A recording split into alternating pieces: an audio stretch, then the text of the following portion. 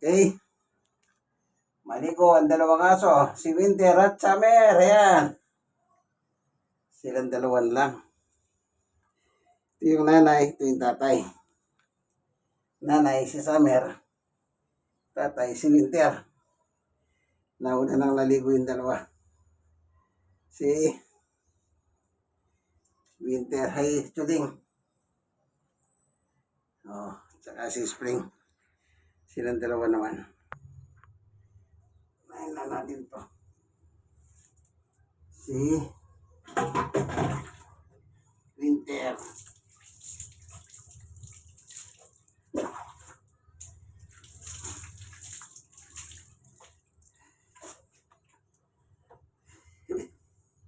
Dapat paliguan talaga po ang mga aso. Gawa ng mainit ang panahon. Yan epekto po ng climate change yan. Alam nyo, matagal na nilang pinag-aralan yan. Hindi, kung ilang taon na po pinag-aaralan yung climate change. Ngayon po nagkakaroon ng epekto.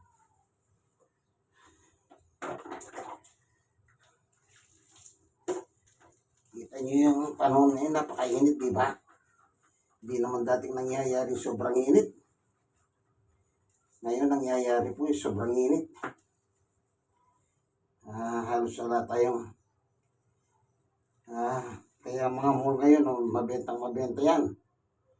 Gawa ng mga tao pumupunta sa mall kahit ano lang, bibili sila kahit paano para lang makapagpalamig.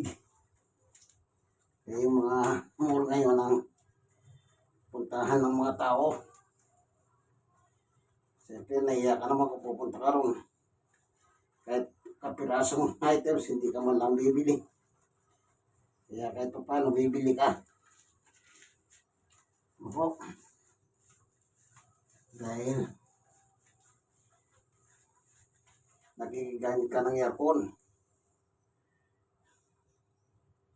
Kahapon sa Senado po, walang yan Senado talaga. Wala yung majority. Kita no, wala sila. Pinatayan ng aircon ng minority. Sino man yung ginawang kawalang yan na yun. Siyempre may paspas ni Cayetano yun. Kasi siyang namumuno sa Senado eh. Ano po? Kaya tandaan ninyo, nagkagulo na po ang bansang Pilipinas dahil kay Cayetano. Dahil sa kanyang pamumuno. Sa Senado, hindi naman tayo namumulitika dahil wala tayong pakialam sa politika.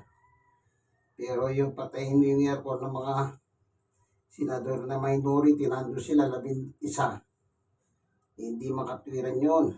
Unang-una, ang nagbabayad ng aircon dyan, kuryente, ang pera ng taong bayan. Wala namang utos sa taong bayan na patayin mong aircon ha. At kailangan patayin mo sila ng aircon, nag-aantay nga sila. Yung pala, meron na pala po unang sabi si Cayetano na hindi nila alam.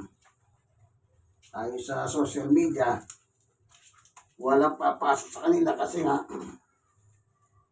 arrestuin na si Jinggoy. Gusto niya pang arbori si Jinggoy eh. Ayun, walang niya talaga si Cayetano. Hindi siya umabro kay John Vic Rimulya. Binara siya. Gusto niya kasi arrestuin si Rimulya sa labas ay si Jinggoy Estrada sa labas na Senado. Hindi siya umubra kay John Vic. Sabi ni John Vic, yung ginawa mo kay Bato na pinoteksyonan mo, sabi niya, pero kinakasan ka. Di na obra yan, sabi niya. Kaya binasa ng Miranda rights kapon. Nandiya CIDG si Jinggoy. Tapos, ayun na. Naganap na ang hindi dapat maganap. Kaya natulog na siya kagabi doon sa Payatas City Jail. Sabagay, swerte sila. Yung Payata City Jail na pinabagong gawa yun eh. Wala nakagamit nun. Umiiling sila sana sa PNP custodial na lang. Yung pinagdati nilang pinagkulungan.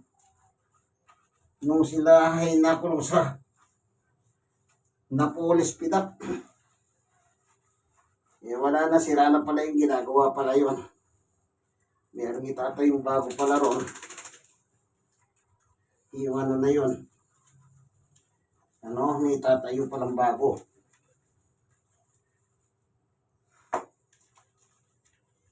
Sabi ni John Vic kahapon. Yan.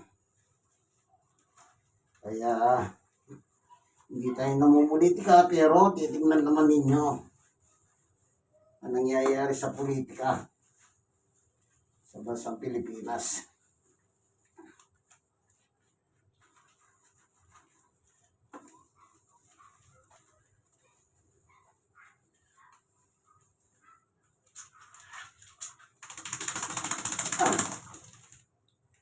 So, after na sabon, natural, banlawan.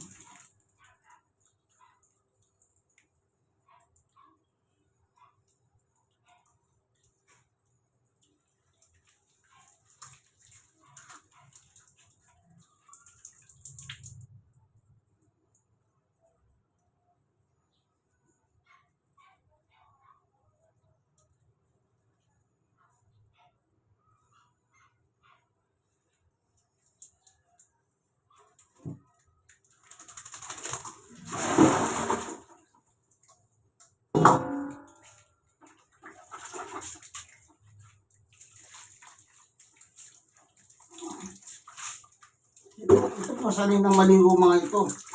Yung matanda na ito. Si Summer. May 5 taon na ito. Nung napunta sa amin,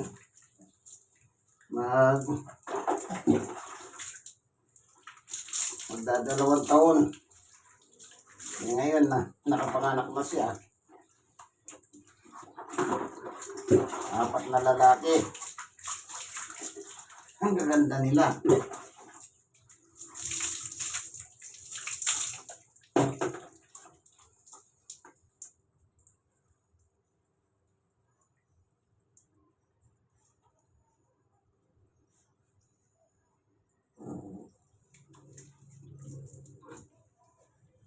Sandali.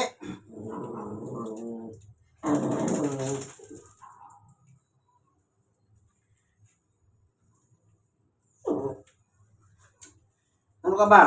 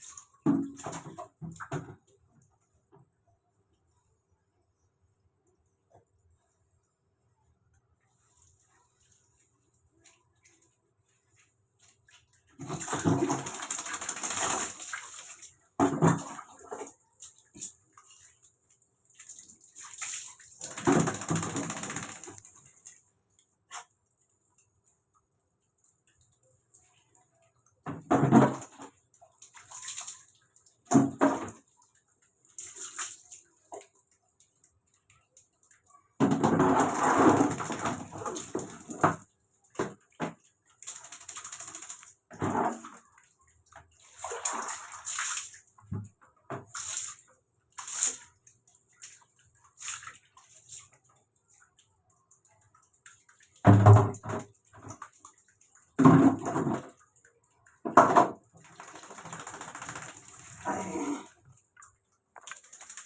nakaraos po sila. Silang dalawa. Picture ko pa ito.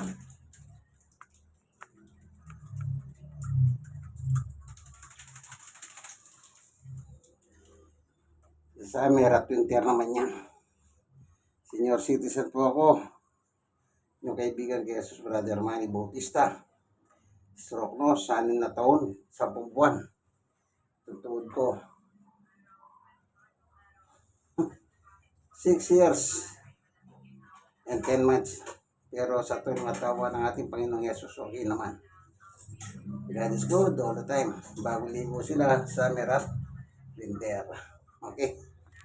Lagi kayong manalangin, kaibigan.